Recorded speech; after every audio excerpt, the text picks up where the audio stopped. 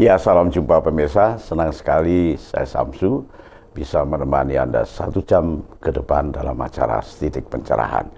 Kalau kemarin kita sudah berbicara tentang kemerdekaan, artinya merdeka sudah kita raih, maka sekarang kita akan berbicara satu lagi peristiwa yang ada di Nusantara ini, yaitu reformasi.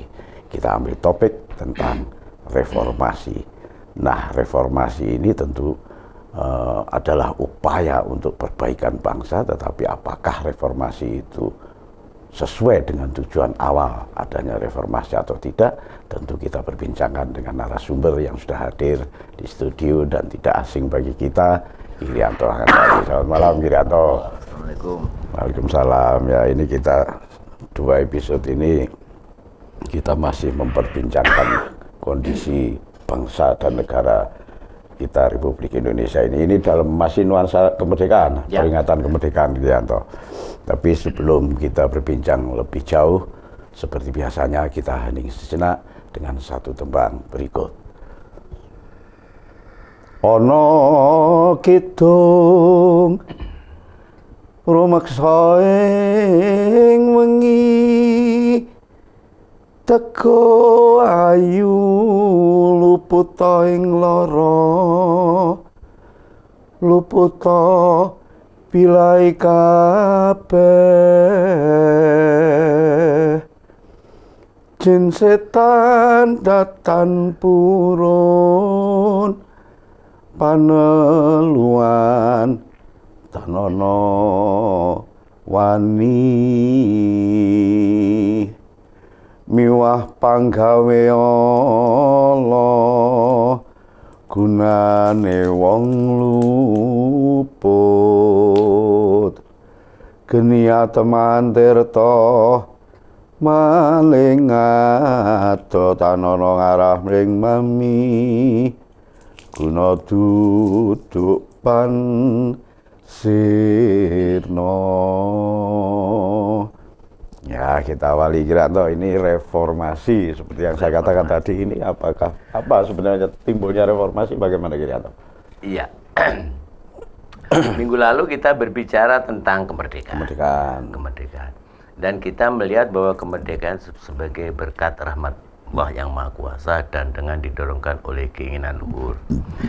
Artinya kemerdekaan kita itu sudah selalu di dalam monitoring lah katanya. Monitoring Tuhan ini, ekstrimnya begitu. Ya. Cuman di dalam perjalanannya, kemarin kita berbicara dari Sakatwipa, Medang Kamulan, Acisoko sampai kepada kemerdekaan. Ya. Itu kan tidak sempurna, ya, meskipun di dalam menggapai kesempurnaan itu, ya inilah kenyataannya sampai sekarang. Sampai ada namanya presiden seumur hidup, ya. Sampai ada namanya presiden Pak Harto. Pak Harto itu 32 tahun. 32, ya. Turun naiknya perekonomian dunia akhirnya menjadikan orang miskin, ya, masyarakat miskin. Dulu itu ada namanya dwi-fungsi ABRI, harus tidak boleh. Ya. Akhirnya ABRI harus kembali ke bara.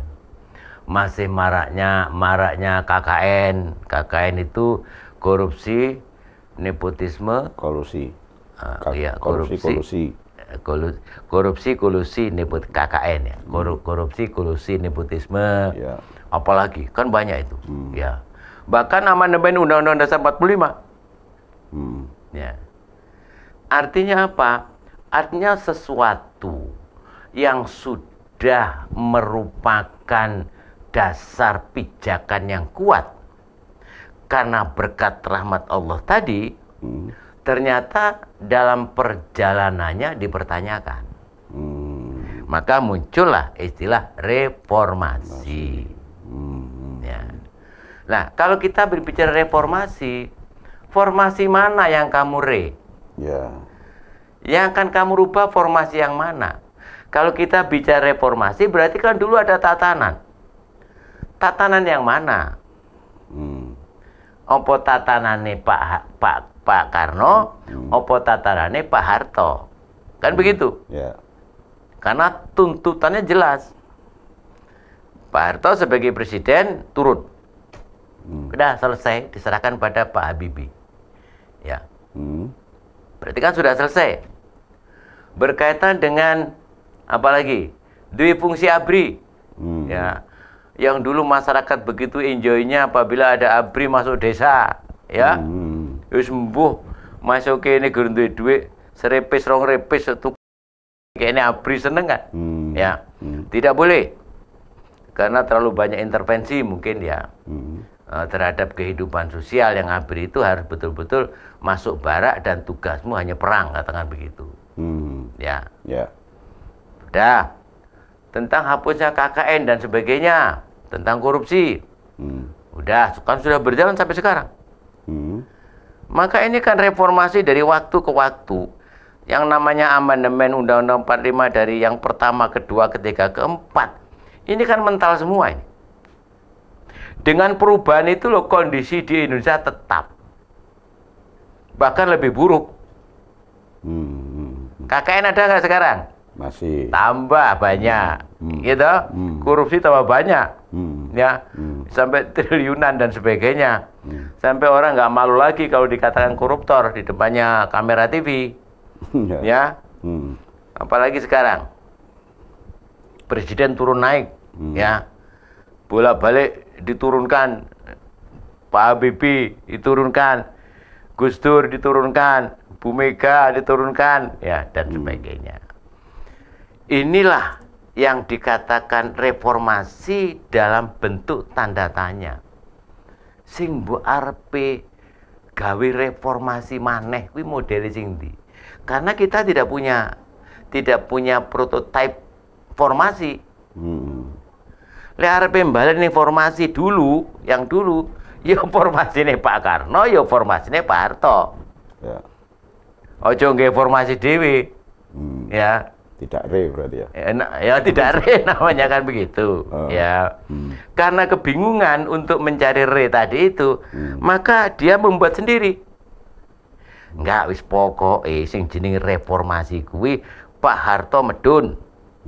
KKN selesaikan. Pendidikan harus begini-begini. Ya toh? ABRI harus masuk barak. Apalagi? Pokoknya sudah lengkap itu.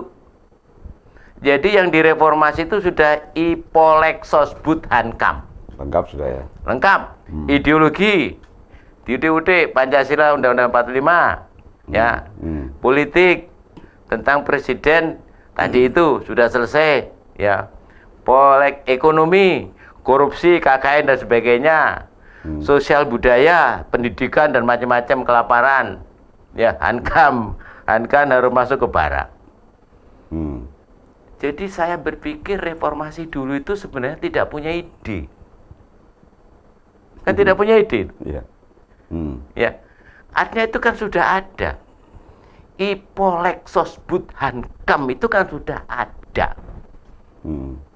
Nah, kalau Ipolexosbud Hankam wis enek dan itu sebagai rahmat Allah, kira-kira yang harus diperbaiki itu apanya? Apa formasi itu diperbaiki? Apa menungsone? Kan begitu? Ya. Formasinya sudah ada. Formasinya sudah ada. Gitu loh. Berarti dalam konteks reformasi, kenapa sampai sekarang tuntutannya itu tidak bisa terpenuhi? Korupsi semakin banyak. Ya, di masyarakat terjadi konflik dan sebagainya. Itu bisa jadi pada waktu orang demo reformasi itu, yang kepingin direformasi itu adalah strukturnya, bukan manusianya. Gitu loh Mas Samsu. Makanya kalau sekarang orang berbicara reformasi, berbicara amandemen Undang-Undang Dasar 45, sajane sing perlu diamandemen kuwi wonge. Dudu undang-undange. Silakan kalau yang dari Fakultas Hukum ya. Ini biarkan saja penjelasan berikutnya seperti apa, itu wilayah mereka. Gitu. Tapi karena ada kecenderungan sekarang itu kan dirubah. Ya. Jangan. Ya. Gitu. Kira-kira perubahan itu juga karena tuntutan apa ini? merubah menungso, mereformasi orangnya, strukturnya. Gitu, harusnya kan orangnya. Tapi yang dirubah ini kan sampai 1, 2, 3, 4 tuh yang tidak berhasil. Kan nggak berhasil ini. Ini berarti yang dirubah kan bukan pelakunya ini. Harusnya yang dirubah kan pelakunya. Direformasi sekali selesai. Sampai ping papat ini nggak umum. Karena kalau orang Jawa itu kan 3. Purwo, Madya, Wasono. Ping telu itu kudu bisa. Kalau nggak bisa, kembali. Berarti orangnya. Ini sudah keempat. Ya, kita lanjutkan di segmen berikutnya. Pemirsa, jangan kemana-mana, tetap di Titik Pencerahan.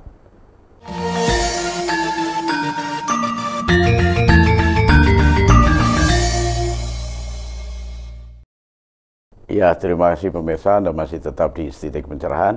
Kita lanjutkan bincang-bincang tentang reformasi. Wah, ini menarik sekali. Ya memang mestinya orangnya ya Ki ya.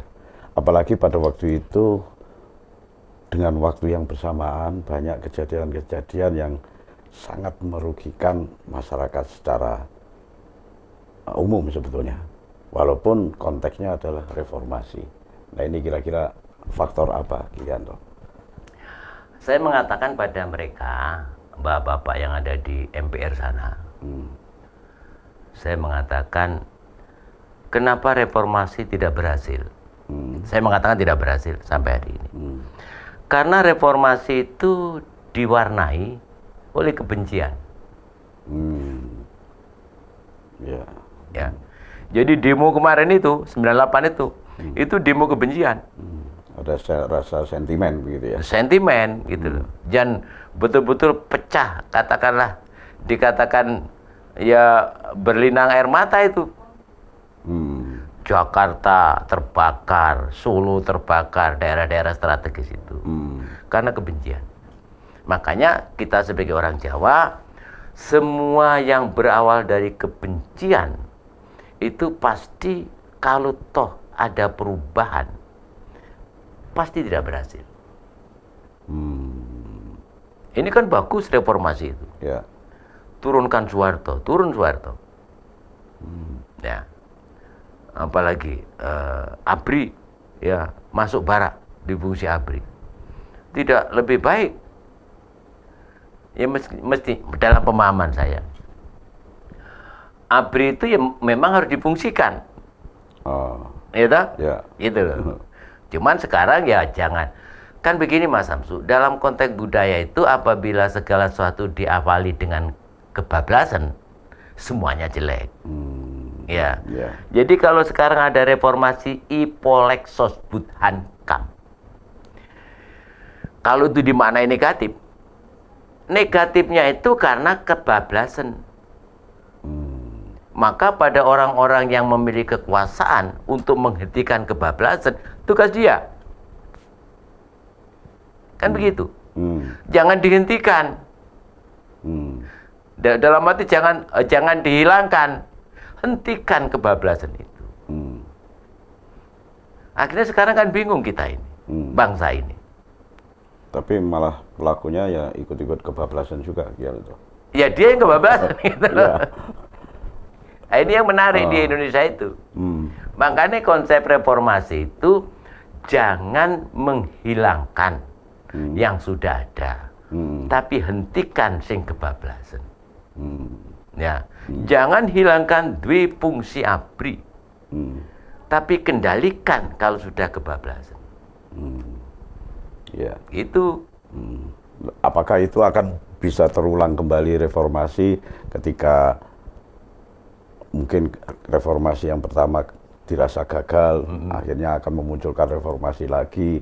Itu perlu dilihat dulu apa yang direformasi gitu. Ya? Loh, yang direformasi kan sudah jelas sampai keempat ini. Dan semuanya gagal.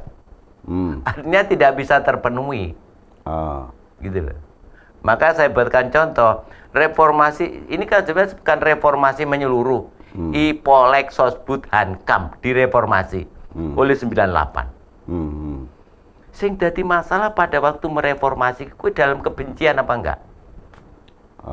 Tokoh-tokoh demo kemarin 98 itu benci enggak dengan yang kepingin direformasi? Kalau dia dalam kondisi santai, itu saya kira reformasi berjalan dengan baik. Kalau dengan kebencian, pasti akan menelurkan kebencian-kebencian berikutnya, meskipun itu rubah. Ya, katakanlah ada malaikat dengan setan. Ya, reformasi dengan marah, itu reformasi ala setan lah, kira-kira gitu ya. Mestinya kita tenang dulu. Setelah kita tenang, kita berbicara, maka silakan mau diapakan. Ipolexos Budhankam kita.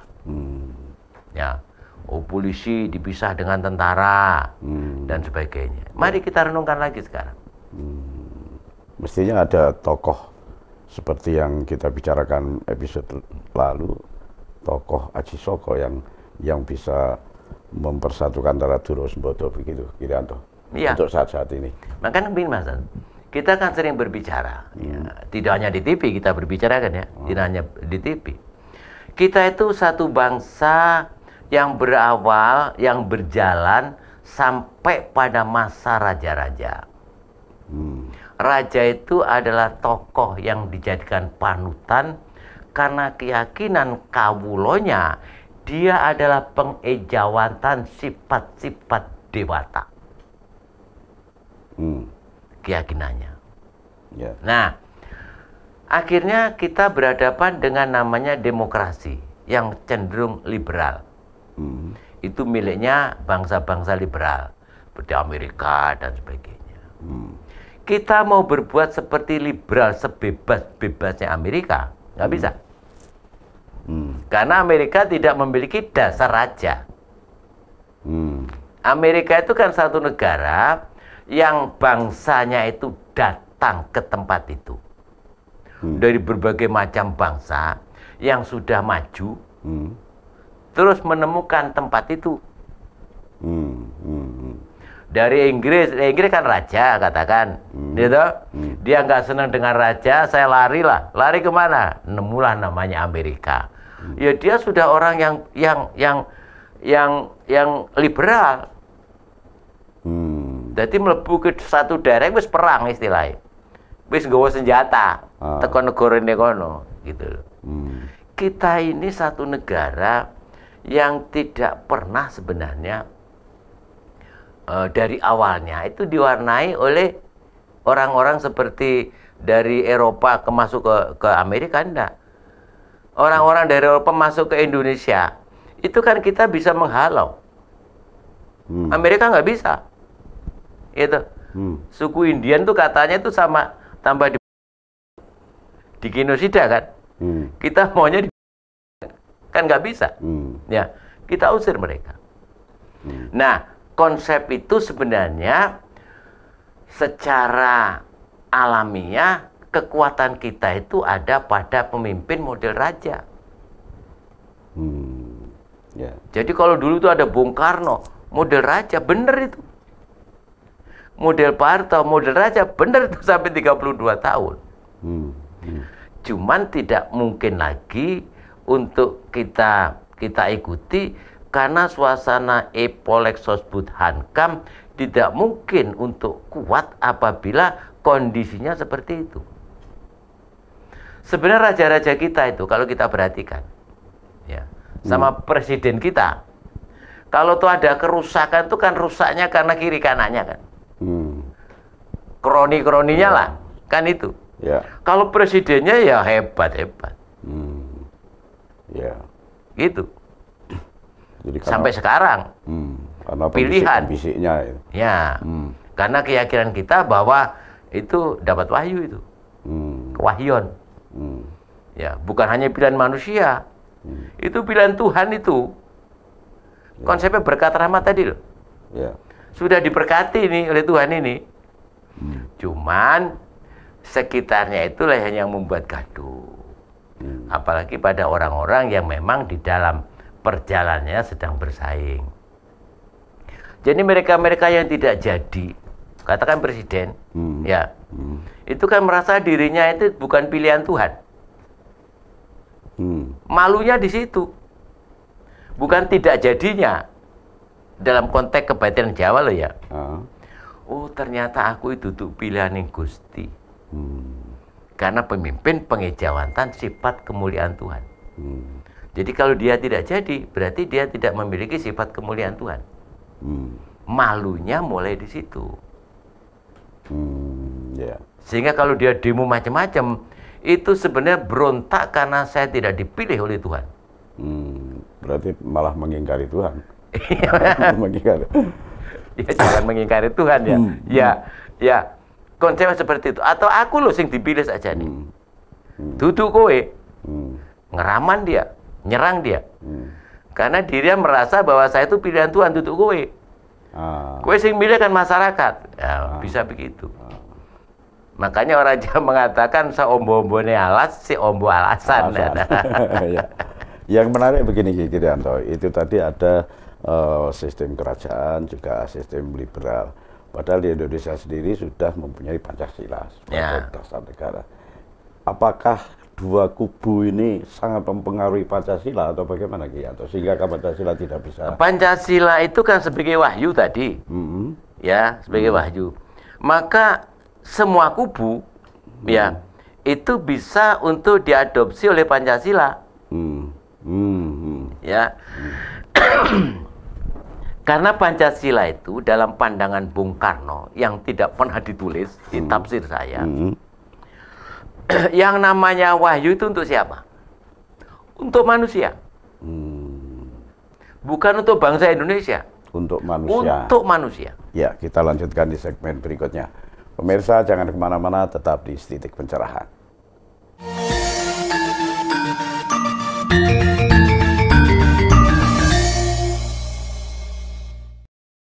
Ya, terima kasih pemirsa, Anda masih tetap di Titik Pencerahan.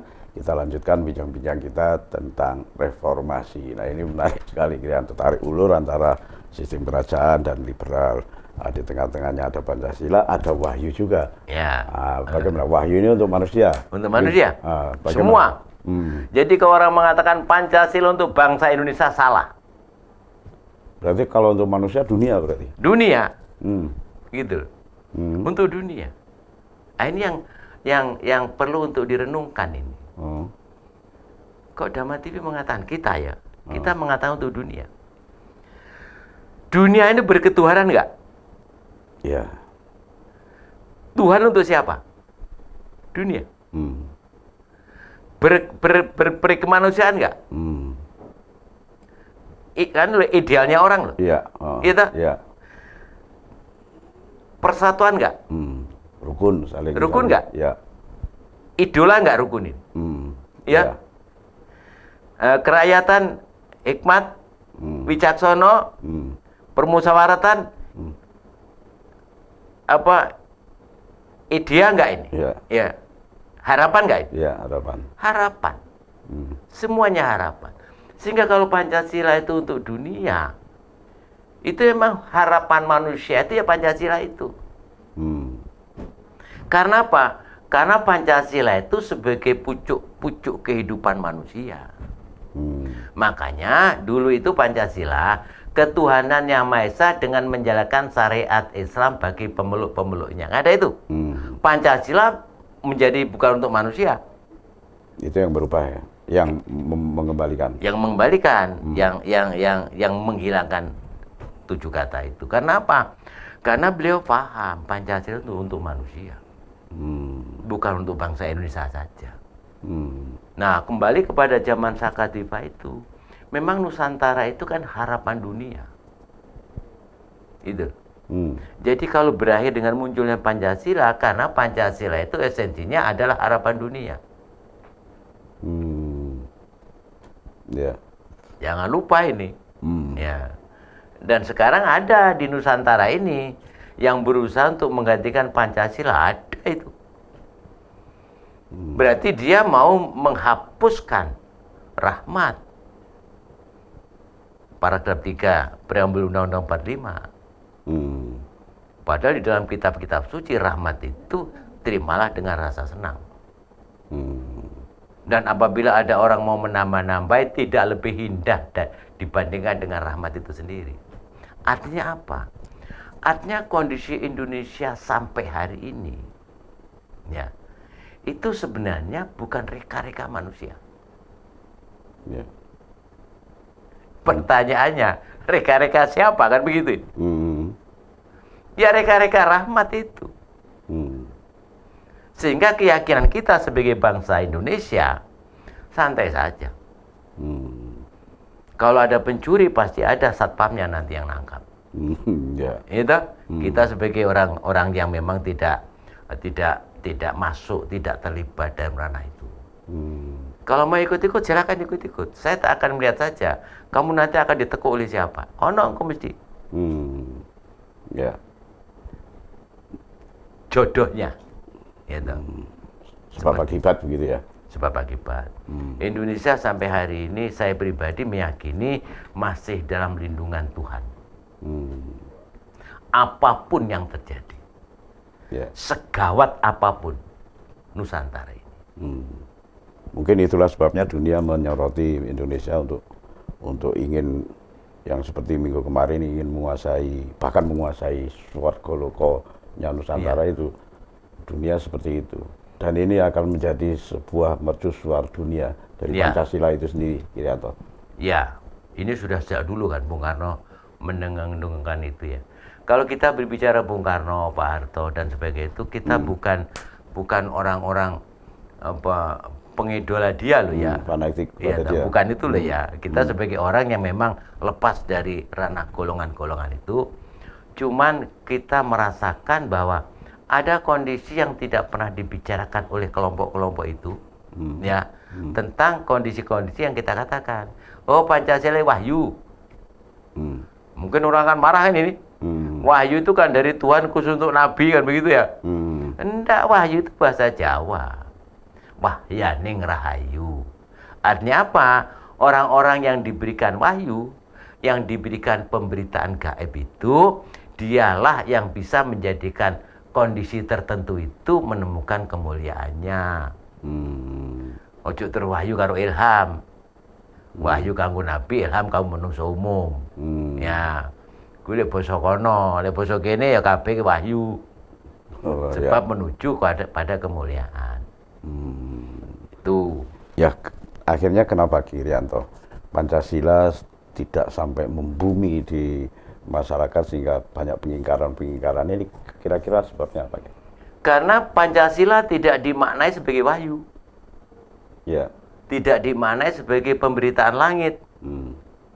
Tapi kenapa itu tidak pernah diajarkan secara terus-menerus begitu misalnya? Ya karena yang paling gampang itu pemberitaan bumi. Paling gampang diajarkan? Iya. Sejarahnya 1 tambah 1 2 itu paling gampang diterima orang.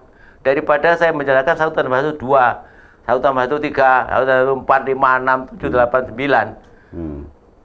Menyadarkan dia kan bingung ini. Karena kebiasaannya siji tambah siji ya loro. Lek aku telu. Itu kan jadi nambah waktu menyadarkan itu. Nah, kita pada waktu membumikan Pancasila. Pancasila itu kan dari langit. Membumikan. Jangan Pancasila itu dibumikan lagi. Karena itu sudah membumi. Karena dari langit yang membumi. Gitu loh. Maka perlu diajarkan Pancasila itu dalam konteks langitan tadi. Kaya apa sih ketuhanan gue? Ya. Ojo ketuhanan itu gini-gini. Enggak. Sejarah-sejarah tentang bagaimana dia mendapatkan berita itu kita berikan. Kalau berbicara Tuhan dalam konteks Pancasila, yang pertama kali untuk kita pahami itu Tuhan apa yang percaya Tuhan? Tuhan apa percaya Tuhan? Gitu. Karena kan jelas yang dipahami Tuhan. Yang kita pelajari yang memahami apa yang dipahami? Yang memahami. Siapa itu manusia? Sebelum berbicara Tuhan, berbicara kita manusia. Karena itulah lantaran kita mengenal Tuhan. Fenomena itu kan di dalam kitab-kitab kan dikatakan Allah itu adalah kebenaran yang nyata. Ayo yang nyata dulu kita pelajari. Dan nanti kebenaran. Itu yang sifatnya nggak nyata. Nah sekarang sama halnya kita bicara Pancasila, kita berbicara ketuhanan, jelas Tuhan, dan kita berbicara siapa manusia yang percaya dengan Tuhan. Nanti jangan-jangan manusia itu Tuhan. Ya. Jadi selama ini kalau kita perhatikan pada waktu kita mensosialisasi Pancasila, tidak pernah mensosialisasi kehidupan manusia. Sopo sejatine menungso sing percaya karo ketuhanan yang Maha Esa. Karena di dalam kasanah ketuhanan ada yang berkeyakinan Tuhan kuwi ono ning ora ono. Onone ning pikirane menungso. Berarti sing dipelajari sapa iki? Pikirane menungso. Ojo mempelajari Tuhan. Nah, memang dunia kampus khususnya berbicara semacam ini kan berbicara kayak berbicara nggak masuk akal. Berbicara nilai itu. Nah, kalau sudah nilai ini, nilai ketuhanan ditinggalkan, ya, ini ya hambar jadinya. Mau ngapain ngomong ketuhanan? Apa sih ketuhanan ini saja nih? Kebablasan ini apa artinya? Terlalu keterlaluan kan? Ya toh. Mengandung sifat-sifat bablas enggak? Iya. Kalau ketuhanan itu apa? Sing kudu dipelajari apa?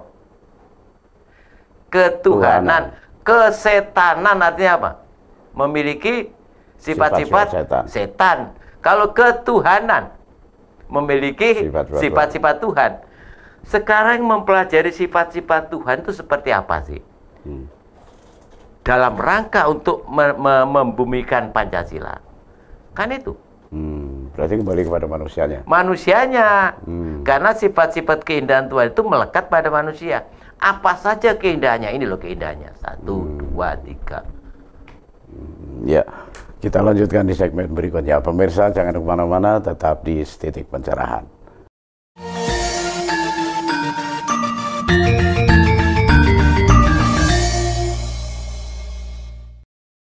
Ya, terima kasih pemirsa. Anda masih tetap di Titik Pencerahan. Kita lanjutkan bincang-bincang kita tentang reformasi. Ya, Kirianto tadi sudah banyak berbincang-bincang tentang ketuhanan, sifat-sifat ketuhanan, dan sifat-sifat yang lain. Artinya bahwa kembali kepada topik kita reformasi ini, kira-kira reformasi ini berarti tidak ada sifat-sifat ketuhanan atau tidak berpancasila. Bagaimana Kirianto? Apa bisa dikatakan begitu? Melihat akibat dari reformasi.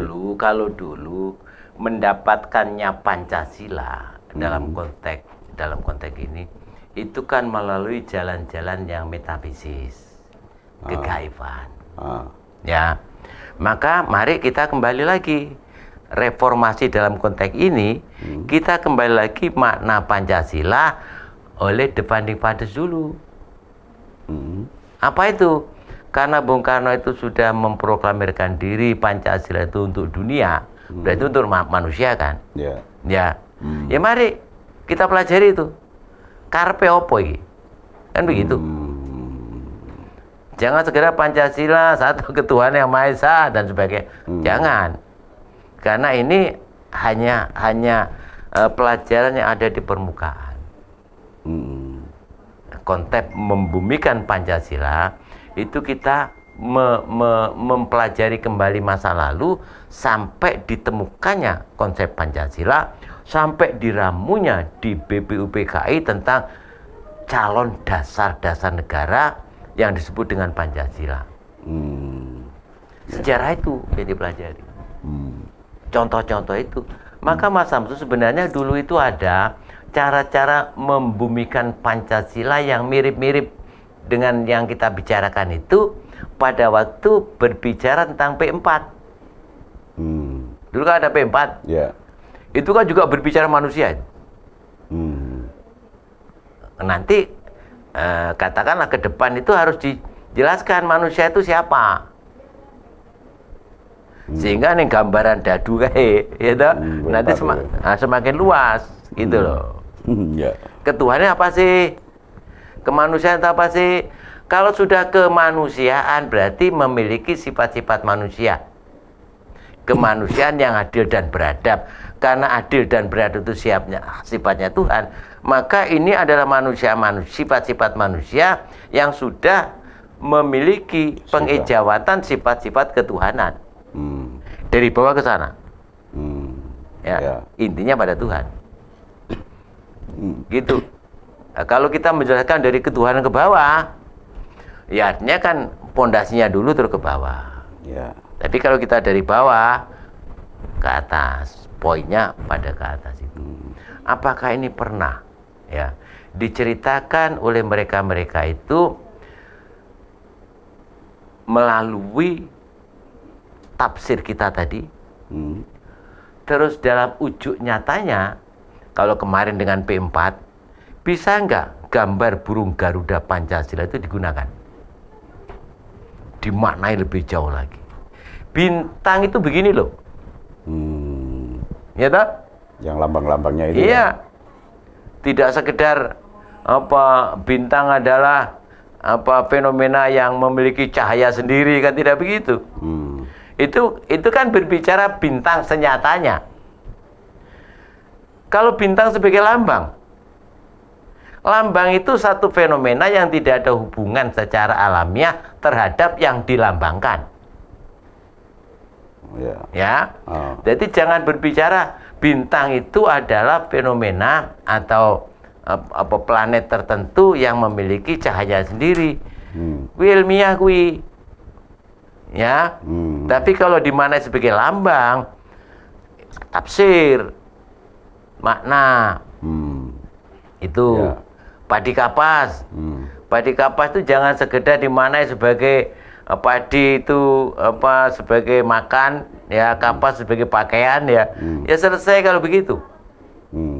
Di situ kan ada, ya, gambarnya berapa, padinya, untiannya berapa. Itu yang diuraikan. Katulistiwanya, pohon beringin, ya. Pohon beringin jangan dimaknai pohon beringin itu bisa untuk untuk menaungi, ya, dikala manusia sedang kepanasan. Selesai. Ya memang begitu kalau pohon besar. Tetapi kita harus bisa untuk mencari hubungan antara lambang itu dengan fenomena yang tampak, minimal 3. Fenomena manusia, fenomena dengan alam, fenomena dengan Tuhan. Ya, kalau dalam istilah orang Bali itu namanya Trihita Karana. Pancasila itu pasti ada hubungannya dengan itu. Ini yang harus diberikan kepada bangsa ini, kepada anak-anak khususnya. Kalau berbicara ketuhanan, itu jangan sekedar Tuhan ada jauh di sana. Jangan. Tuhan itu kita implementasikan dalam konteks kenyataan yang muncul dari tafsir-tafsir kita. Ini saya yakin konsep reformasi berarti formasi dulu, kita kembali ke formasi dulu. Jangan kita tidak tahu formasi yang dulu. Tentang Pancasila tadi loh, ya. Di Indi sana loh, ya. Sehingga tidak begitu salah kalau saya mengatakan kenapa sih Pancasila itu munculnya dari timur. Dari timur.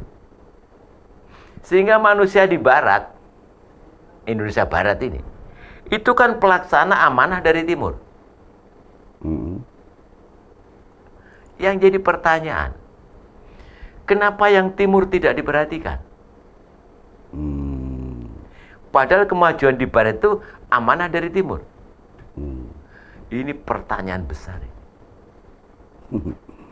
Iya tak? Asal muasalnya dari timur, timur tambah ketinggalan. Makanya Bung Karno dikatakan putra fajar. Putra fajar itu artinya bisa jadi tafsirnya fajar, itu mengarah pada timur. Arah fajar gitu ya. Arah fajar, gitu loh. Nah, ketika sekarang ini bisa dikatakan reformasi gagal, Girianto? Gagal. Gagal reformasi. Bukan segera gagal, gagal total. Gagal total. Ya, ini yang keempat loh ya. Berarti yang pertama gagal, dua gagal, tiga gagal. Ya, orang Jawa biasanya kalau 1, 2, 3 gagal, balik. Purwo Madyawasono, cuntel di sana. Artinya kita harus kembali kepada mana? Harus kembali kepada Undang-Undang Dasar 45 yang asli. Ya silakan, di situ akan diperbaiki apa. Saya tidak tahu tentang undang-undang seperti apa caranya untuk penjelasannya. Tapi harus kembali pada keasliannya begitu Girianto ya? Iya, pada asalnya. Makanya Dekret Presiden 59 itu kembali kepada Undang-Undang Dasar 45. Nah, rupanya ini perlu Dekret Presiden yang kedua, Prabowo Subianto. Gitu. Kalau dulu Bung Karno, sekarang dekret. Yang jadi masalah kan bubarkan DPR konstituante. Nah, ini repot ini. Tapi prinsipnya Mas Samsu, kalau kita perhatikan perjalanan bangsa ini, tidak ada yang salah. Ya, ini adalah realita. Cuma ingat, kita akan masuk dalam 2045 yang dicanangkan sebagai Indonesia Emas. Maka konsep reformasi, nah ini sekarang, reformasi yang kelima, itu balik ke formasi pertama. Harus begitu. Harus begitu sekarang. Jangan mereka-reka untuk dirubah lagi menjadi reformasi yang kelima.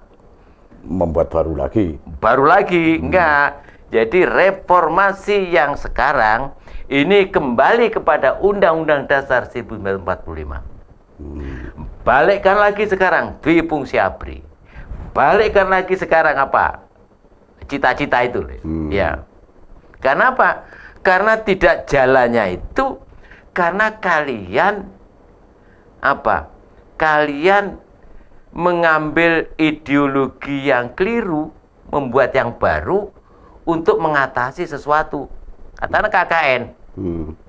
Ya, korupsi-korupsi itu sekarang ini kan korupsi kita sekarang itu kan hasil reformasi. Ya.